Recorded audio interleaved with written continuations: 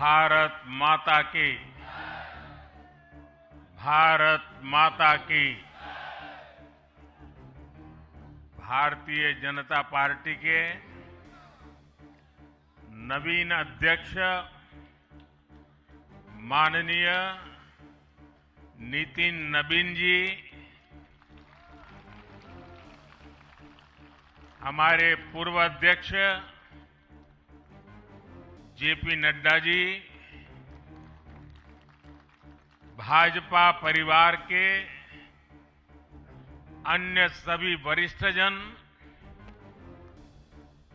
देश भर से आए कार्यकर्ता साथी, देवी और सज्जनों, सर्वप्रथम माननीय नितिन नबीन जी को दुनिया के सबसे बड़े राजनीतिक दल का अध्यक्ष चुने जाने पर बहुत बहुत बधाई देता हूं, बहुत बहुत शुभकामनाएं देता हूं। बीते कई महीनों से संगठन पर्व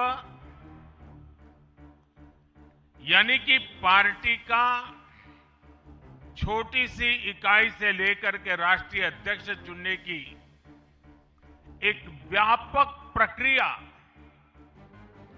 100% लोकतंत्र तरीके से भारतीय जनता पार्टी के संविधान के स्पिरिट को और उसमें बताई गई हर बात को ध्यान में रख करके लगातार चल रही थी। आज उसका विधि पूर्वक समापन हुआ है। संगठन पर्व का ये विशाल आयोजन भारतीय जनता पार्टी की लोकतांत्रिक आस्था, संगठनात्मक अनुशासन और कार्यकर्ता केंद्रित सोच का प्रतीक है। मैं देश भर के कार्यकर्ताओं का इस प्रक्रिया को सफल बनाने के लिए बहुत बहुत अभिनंदन करता हूं। साथियों,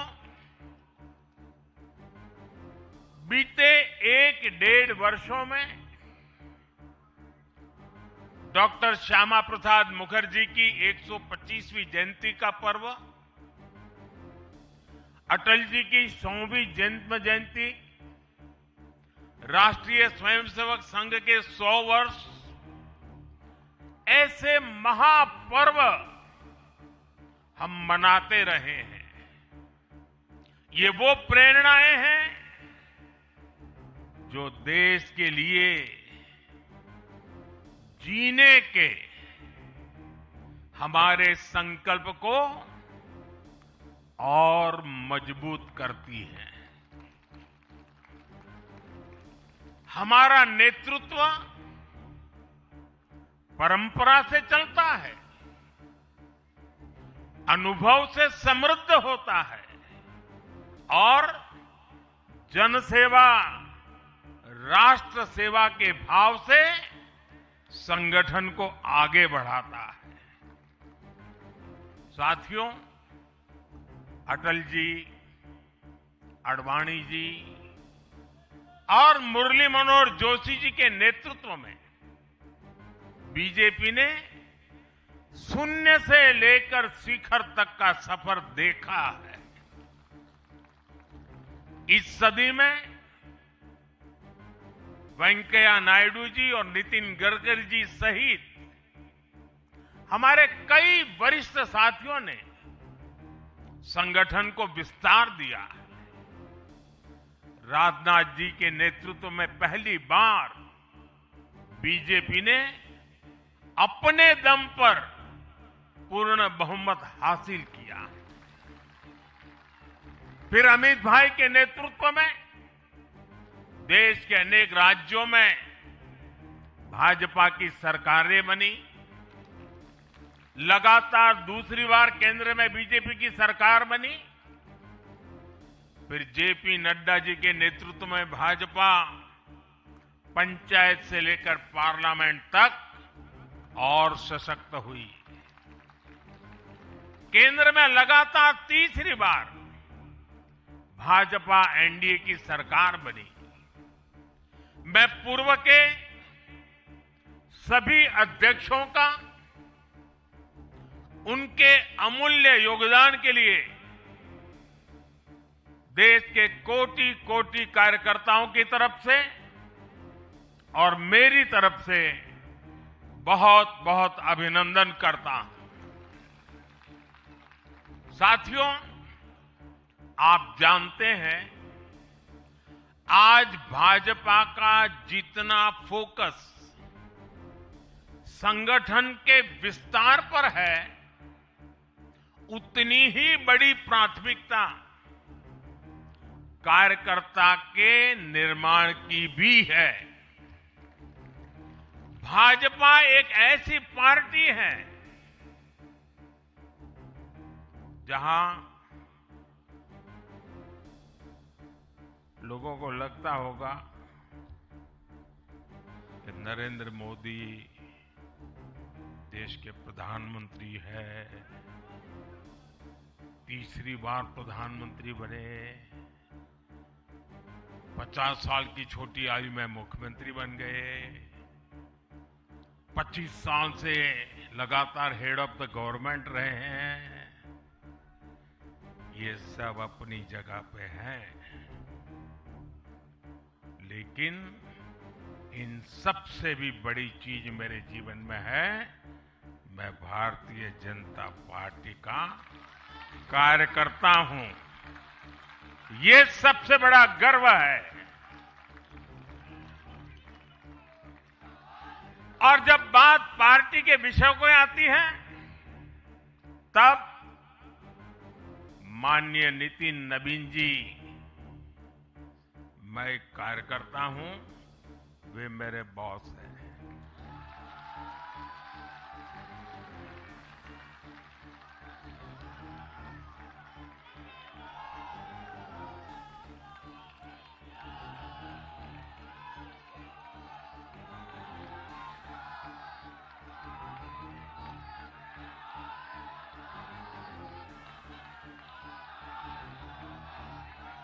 अब माननीय नितिन नवीन जी हम सभी के अध्यक्ष हैं।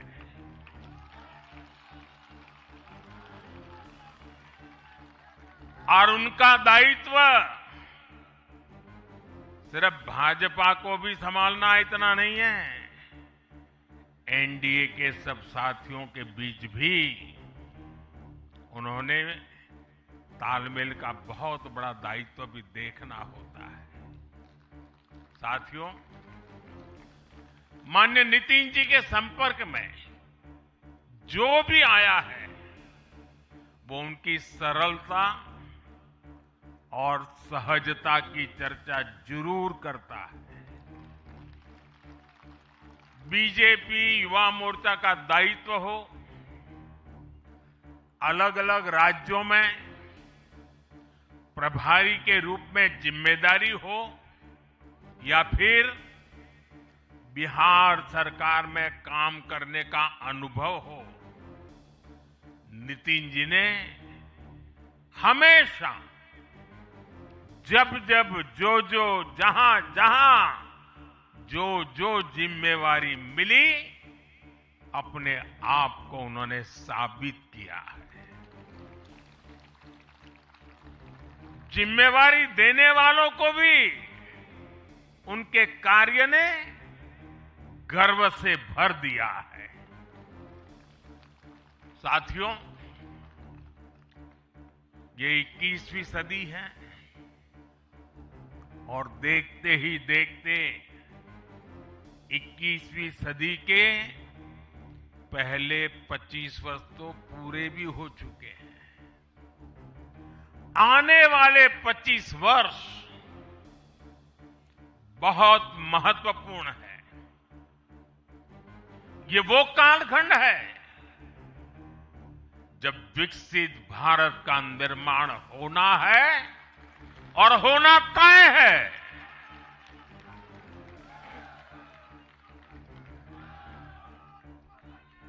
इस महत्वपूर्ण कालखंड की शुरुआत में हमारे माननीय नितिन नवीन जी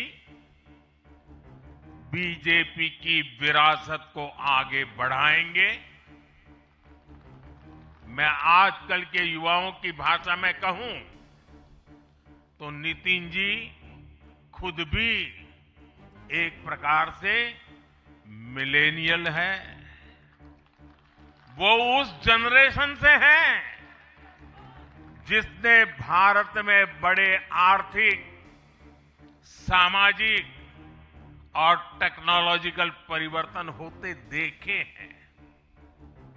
वो उस जनरेशन से हैं जिसने बचपन में रेडियो से सूचनाएं पाई और आज एआई के भी एक्टिव यूजर है।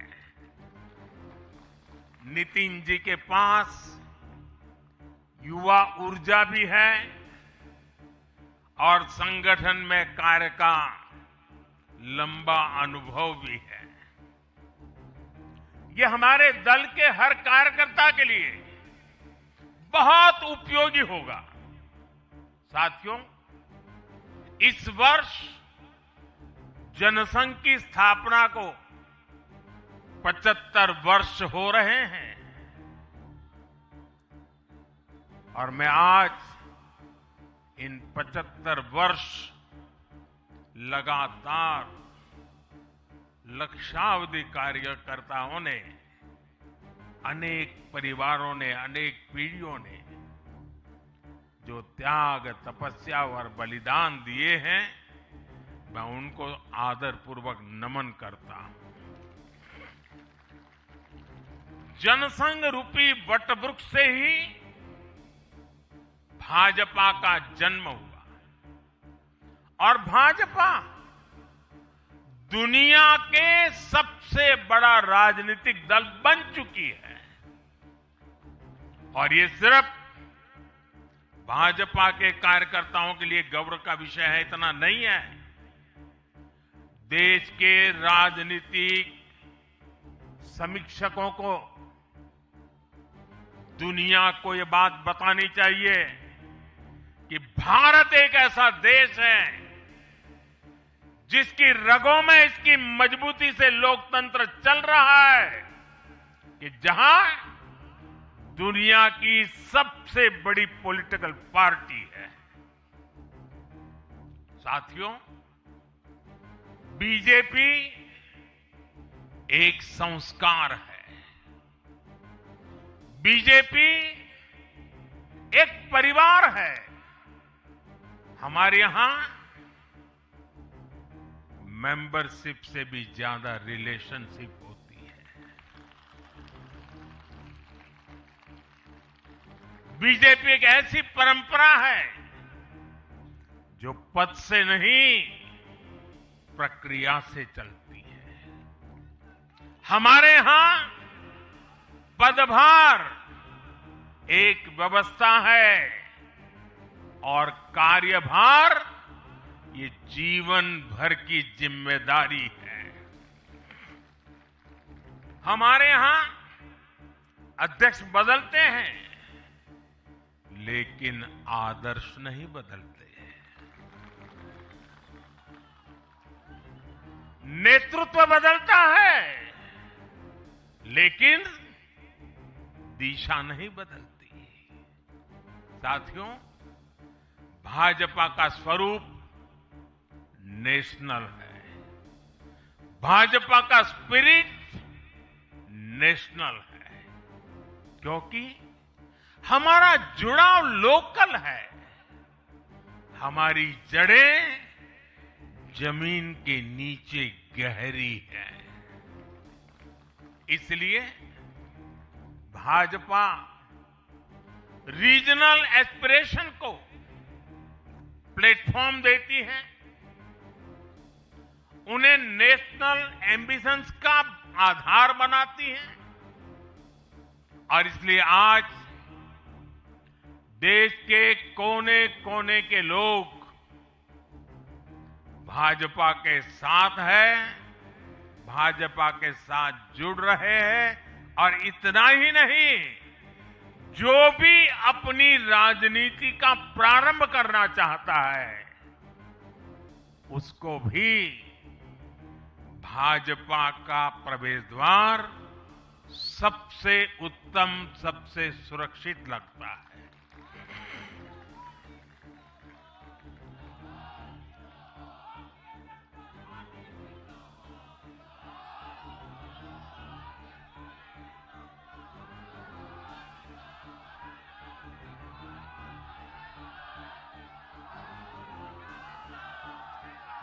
साथियों,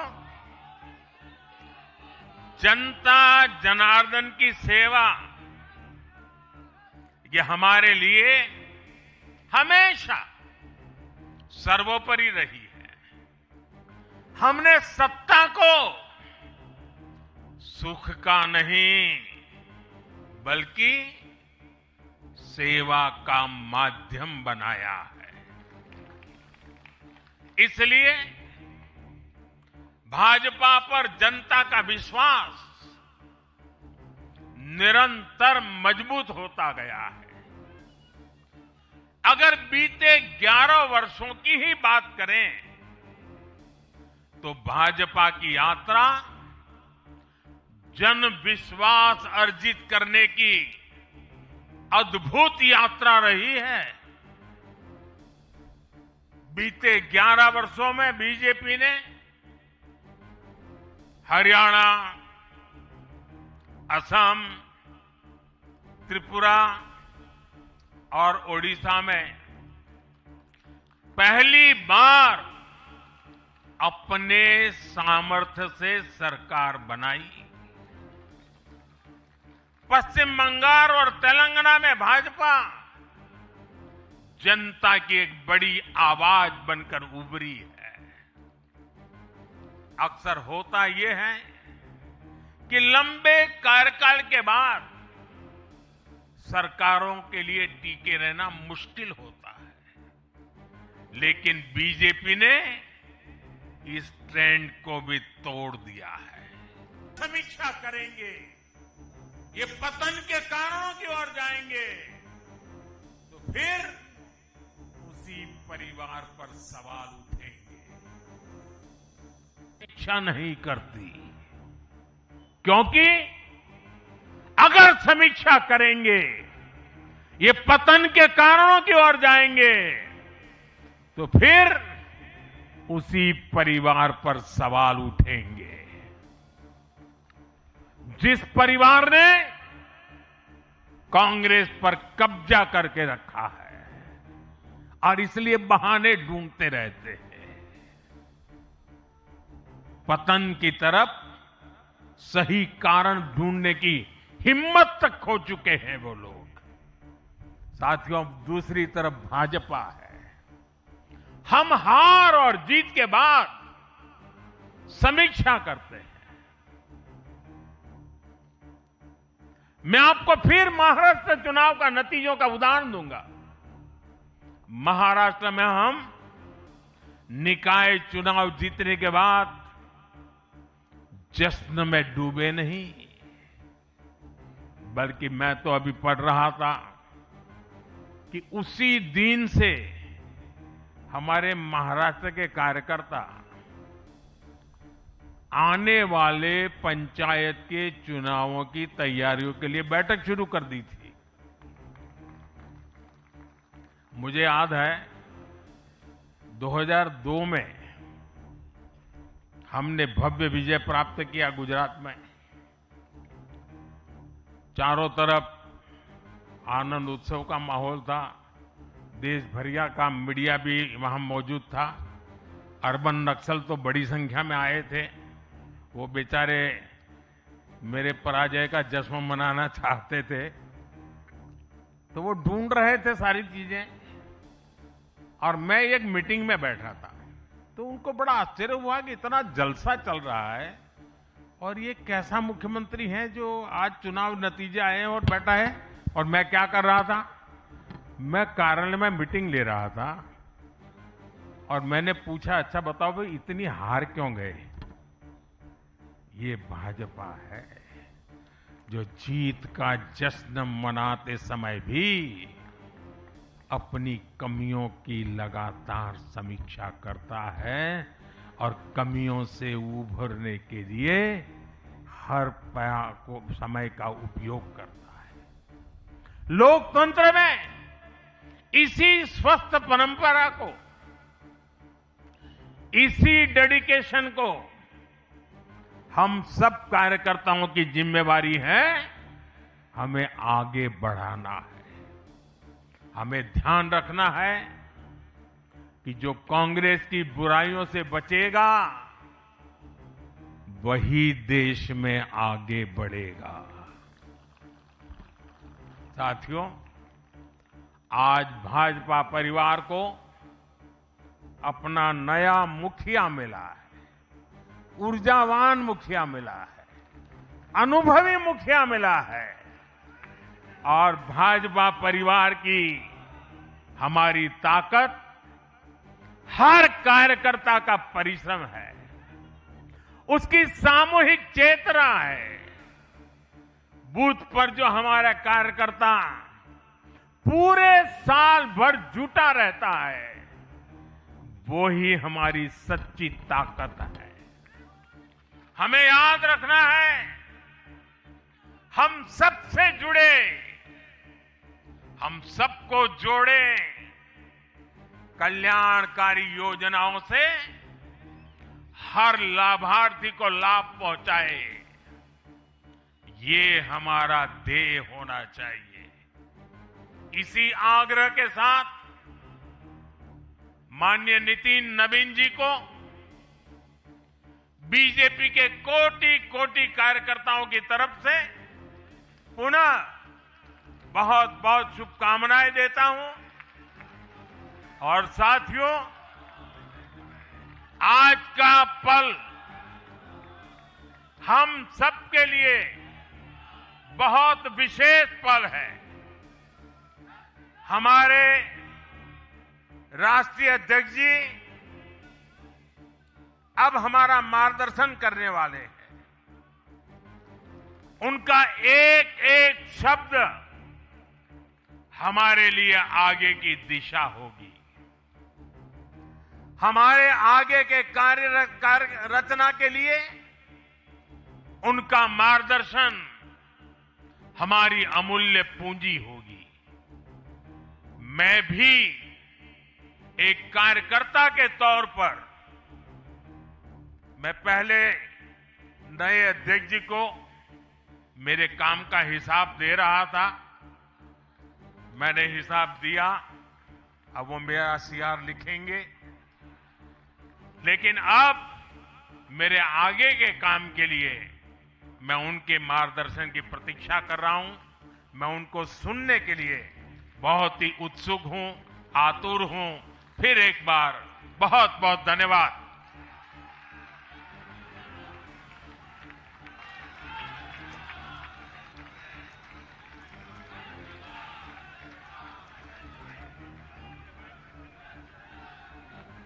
बहुत बहुत धन्यवाद आदरणीय प्रधानमंत्री जी। हमारे नवनिर्वाचित राष्ट्रीय अध्यक्ष जी का राजनीतिक सफर तब शुरू हुआ जब वो बिरला इंस्टीट्यूट ऑफ टेक्नोलॉजी के तीसरे वर्ष में पढ़ाई कर रहे थे और कुछ परिस्थिति जन्य कारणों से पढ़ाई छोड़नी पड़ी और इंजीनियर बनने वाले नितिन जी को राजनीतिक सफर शुरू करनी पड़ी। ऐसे संगठन कुशल, राजनीतिक कुशाग्रता और एक सफल प्रशासक रहे, सरल स्वभाव के संवेदनशील युवा नेतृत्व, जैसे आदरणीय प्रधानमंत्री जी ने कहा कि पूरा देश उनको सुनना चाहता है, मैं नवनिर्वाचित अध्यक्ष आदरणीय नितिन नवीन जी को संबोधित करने के लिए आमंत्रित करता हूं। मध्य प्रदेश हो, महाराष्ट्र हो, बिहार हो, इन सभी राज्यों में कई कार्यकाल के बावजूद बीजेपी पहले से भी बड़े जनादेश के साथ सरकार में लौटी है। साथियों, बीते 1.5-2 वर्षों में तो भाजपा पर जनता का भरोसा और मजबूत हुआ है। विधानसभा हो या स्थानीय निकाय, बीजेपी की स्ट्राइक रेट अभूतपूर्व रही है। इस दौरान देश में 6 राज्यों में विधानसभा चुनाव हुए हैं। इनमें से 4 चुनाव बीजेपी एनडीए ने जीते हैं। साथियों, आज भाजपा सिर्फ संसद और विधानसभा की नहीं, बल्कि नगर पालिकाओं और नगर निगमों में भी पहली पसंद है। और इसका ताजा उदाहरण अभी हमारा महाराष्ट्र है। हाल में जो मेयर और पार्षदों के चुनाव परिणाम सामने आए, अभूतपूर्व है। बीजेपी महाराष्ट्र के स्थानीय निकायों में नंबर 1 पार्टी बनी है। कुल 29 में से 25 बड़े शहरों की जनता ने बीजेपी एनडीए को चुना है। कुल जितने पार्षद जीते हैं, उनमें से 50% बीजेपी के हैं। ऐसे ही केरला में भी आज बीजेपी के करीब 100 पार्षद हैं। केरला की राजधानी तिरुअनंतपुरम की जनता ने मेयर चुनाव में 45 साल बाद लेफ्ट से सत्ता छीनी और भाजपा पर भरोसा किया।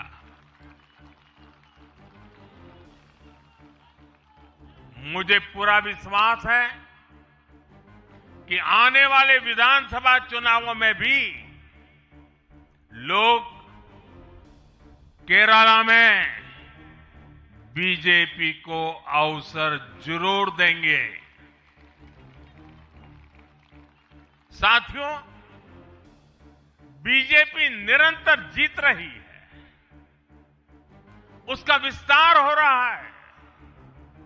ये निश्चित तौर पर हम सभी के लिए गर्व का विषय है। लेकिन हम ये सभी के लिए बहुत बड़े दायित्व का बोध भी है, और दायित्व बोध का समय भी है। कभी भाजपा ने पार्टी विद अ डिफरेंस के रूप में अपनी यात्रा शुरू की थी। आज बीजेपी पार्टी ऑफ गवर्नेंस भी है। देश के आजादी के बाद शासन के अलग अलग मॉडल देखे हैं। कांग्रेस के परिवारवाद का मॉडल, लेफ्ट का मॉडल, क्षेत्रीय दलों का मॉडल, अस्थिर सरकारों का दौर, ये सब मॉडल देख चुका है। लेकिन आज देश स्थिरता, सुशासन और संवेदनशीलता वाला भाजपा का विकास मॉडल देख रहा है। साथियों, ये भाजपा ही है जिसने सामाजिक न्याय के नारे को सच्चे स्वरूप में जमीन पर उतारा है। हमने गरीब कल्याण की योजनाओं को सरकारी फाइलों से निकालकर गरीब के घर तक पहुंचाया है। साथियों, मैं आपको कुछ उदाहरण देता हूं। आजादी के 70 वर्ष बाद सिर्फ 3 करोड़ ग्रामीण परिवारों तक ही पाइप से पानी पहुंच पाया था। माताओं बहनों की पीड़ा, पानी के लिए उनके संघर्ष की सूध लेने वाला कोई नहीं था।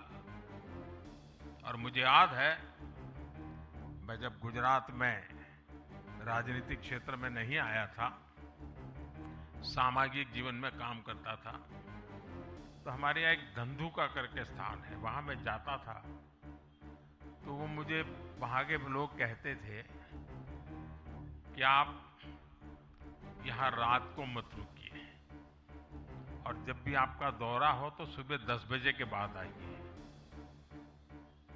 नॉर्मली मेरा नेचर रहता था कि हर नए स्थान पर जात के रात को रुकूं, कार्यकर्ताओं से मिलूं, लेकिन धंधुका वाले मना करते थे। क्यों? वो कहते पानी नहीं है, सुबह हम आपको स्नान करने के लिए पानी नहीं दे पाएंगे। वहां तो कहावत चलती थी कि बेटी को बंदूकें दो लेकिन धंधुके मत दो, यानी उसको बंदूक लगा मार दो लेकिन धंधुके में शादी मत करो। पानी नहीं था। ये दर्द मैंने देखा है।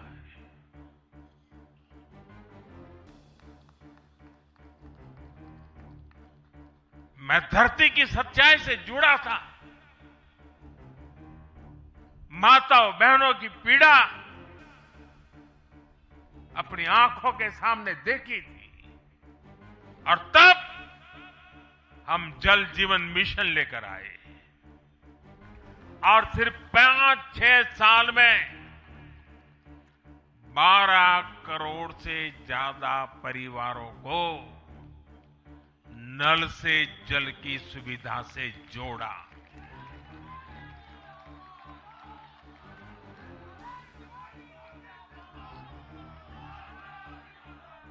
साथियों, ये हमारी सरकार है जिसने धुएं से बीमार होती बहनों की पीड़ा समझी, वरना पहले तो एलपीजी गैस को भी अमीरों का ही सौभाग्य मान लिया गया था।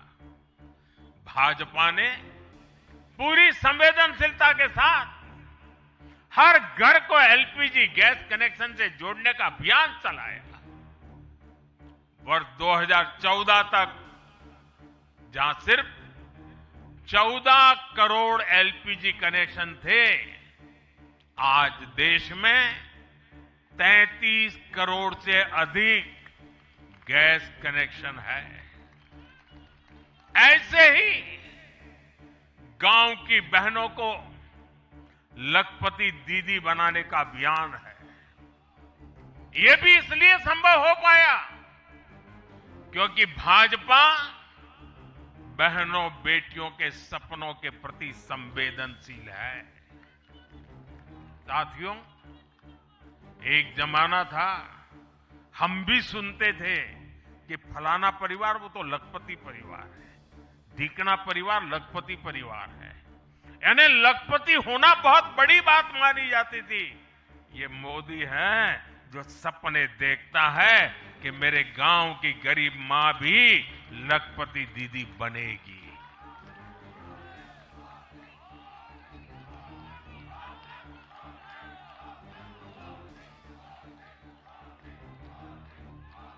साथियों, दशकों तक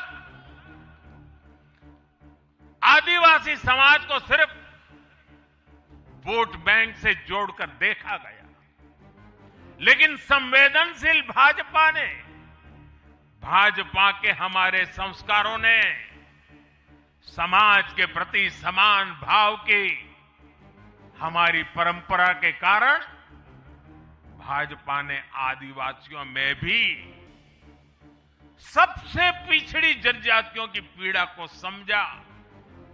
उनके विकास के लिए पीएम जनमन योजना बनाई और पीएम जनमन योजना के लाभार्थी इतने बिखरे हुए हैं और एक दो दूर दूर जंगलों में पड़े हैं। उनसे एक म्युनिसिपैलिटी की सीट भी जीती नहीं जा सकती है। वोट के हिसाब से कोई उनकी तरफ देखेगा नहीं, लेकिन जब वोट से ऊपर उठ करके संवेदनाएं होती हैं, समाज का कल्याण, हमारे संस्कार होते हैं, तो पीएम जनमन योजना जन्म लेती है। आदिवासियों में भी अति पिछड़ा संख्या में भले ही कम है, लेकिन उनके प्रति हमारी संवेदना में कोई कमी नहीं है। साथियों, हमारा नॉर्थ ईस्ट, वहां वोटर उतने नहीं है, सीट भी उतनी नहीं है, इसलिए कांग्रेस की सरकारों में उन्हें बरसों तक उपेक्षित रखा गया। लेकिन संवेदनशील भाजपा ने नॉर्थ ईस्ट को दिल से भी जोड़ा और दिल्ली से भी जोड़ा। एक और उदाहरण आकांक्षी जिलों का है। हमारे देश में 100 से अधिक जिले ऐसे थे जिनको कांग्रेस सरकारें पिछड़ा घोषित करके भूल गई थी। इन जिलों को पनिशमेंट पोस्टिंग के लिए इस्तेमाल किया जाता था, यानी जिन अधिकारियों को सजा देनी होती थी तो उन्हें वहां भेजा जाता था। हमारी भाजपा सरकार ने इन जिलों को आकांक्षी जिले घोषित किया और प्राथमिकता के आधार पर इनके विकास के लिए काम किया। आज ये आकांक्षी जिले विकास के कई पैरामीटर्स पर अन्य जिलों से बेहतर प्रदर्शन कर रहे हैं। राज्य की एवरेज की बराबरी आकर के खड़े हो गए। साथियों, भाजपा का मंत्र है पिछड़ों को प्राथमिकता, पिछड़ों को प्राथमिकता। जिनकी किसी ने सूद नहीं ली, हमने उनकी साधना की है। जिनको किसी ने पूछा नहीं, मोदी ने उन्हें पूजा है। हमारी कार्य संस्कृति सर्वसमावेशी है, सर्वांगीण है, सर्वस्पर्शी है, सर्वहितकारी है, सर्व कल्याणकारी है। और ये कार्य संस्कृति गरीब को समान अवसर देने वाली है, गरीब को सशक्त करने वाली है। इसी वजह से सिर्फ एक दशक में 25 करोड़ लोगों ने गरीबी को पराजित किया है। और ये 25 करोड़ लोग कौन हैं? इनमें सबसे अधिक दलित, पिछड़े और आदिवासी परिवार है। साथियों, बीते वर्षों में जन विश्वास की जो पूंजी हमने अर्जित की है, उस भरोसे को कायम रखना बहुत बड़ी जरूरत है। देश की जनता 2047 तक विकसित भारत बनाने के लिए संकल्पित है। इसलिए बीते 11 वर्षों में रिफॉर्म्स की जो यात्रा हमने शुरू की है, वो अब रिफॉर्म एक्सप्रेस बन चुकी है। हमें राज्यों के स्तर पर, शहर की इकाइयों के स्तर पर, जहां भी भाजपा एनडीए सरकारें हैं, वहां रिफॉर्म्स की गति तेज करनी है। भाजपा सिटी गवर्नेंस का भी एक नया मॉडल देश के सामने प्रस्तुत कर रही है। इस लक्ष्य के साथ हम आगे बढ़ना चाहते हैं। साथियों, जब हम सत्ता में नहीं भी थे, तब भी हम अपने मूल आदर्शों से कभी नहीं भटके। हम राष्ट्र प्रथम के भाव से नेशन फर्स्ट के भाव से डटे रहे, जूझते रहे, संकटों को झेलते रहे, जज्बात बढ़ाते रहे और जीतते भी रहे। हम वो लोग हैं, हमारा वो चरित्र है, हमारे वो संस्कार है। खुद से बड़ा दल और दल से बड़ा देश, ये भाजपा के हर कार्यकर्ता का संस्कार है, भाजपा के हर कार्यकर्ता का जीवन मंत्र है। इसी भाव के साथ बीते 11 वर्षों में हमने अनेक चुनौतियों पर विजय पाई है। जम्मू कश्मीर से आर्टिकल 370 की दीवार गिराना हो, 3 तलाक के खिलाफ कानून बनाना हो, इनको कभी असंभव माना जाता था।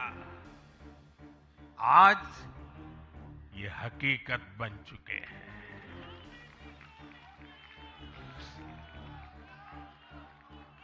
आज देश में माओवादी आतंक भी अपनी अंतिम सांसें गिन रहा है। साथियों, आगे भी हमें हर चुनौती का पूरे सामर्थ्य से सामना करना है। आज देश के सामने एक बहुत बड़ी चुनौती घुसपैठियों की है, आबादी के असंतुलन की है। दुनिया के धनवान देश, समर्थ देश, वे भी अपने देश में जो घुसपैठिए हैं उनकी जांच पड़ताल कर रहे हैं और उनको पकड़ पकड़ करके निकाल रहे हैं, और दुनिया उनको पूछती नहीं है कि तुम घुसपैठियों को क्यों निकाल रहे हो। तुम तो लोकतंत्र का झंडा लेकर के घूम रहे थे, तुम तो पूरे दुनिया के नवाब बन के बैठे थे, क्यों निकाल रहे हो। दुनिया में कोई अपने देश में घुसपैठियों को स्वीकार नहीं करता। भारत भी घुसपैठियों को अपने गरीबों, हमारे नौजवानों के हक कभी भी लूटने नहीं दे सकता। घुसपैठिए देश की सुरक्षा के लिए बहुत बड़ा खतरा है। उनकी पहचान करके उन्हें वापस उनके देश भेजना बहुत आवश्यक है। इसके अलावा ऐसे राजनीतिक दल जो वोट बैंक की राजनीति में घुसपैठियों को बचा रहे हैं या उन्हें कवर दे रहे हैं, उन्हें हमें पूरी शक्ति से जनता के सामने बेनकाब करना ही होगा, उनको एक्सपोज करना ही होगा। साथियों, एक और बड़ी चुनौती अर्बन नक्सल की भी है। अर्बन नक्सल का दायरा इंटरनेशनल हो रहा है और यहां अर्बन नक्सल की बड़ी चतुराई होती है। ये यहां मीडिया वाले इतने बैठे हैं ना, अगर साल में एकाध बार भी अगर मोदी की किसी अच्छी चीज को उन्होंने ट्वीट कर दिया या टीवी पे बोल दिया या अखबार में लिख दिया, तो उस पत्रकारी तो ऐसी फजेत कर देते, उसके पीछे ऐसे पड़ जाते हैं, उसको अछूत बना देते हैं, भविष्य में वो कभी बोल ना सके ऐसा कर देते हैं। ये अर्बन नक्सल की स्टाइल है। हमको भी सालों तक ऐसा अछूत बना के रख दिया पूरे देश में भाजपा को। अब देश समझ गया है अर्बन नक्सलों के कारनामे।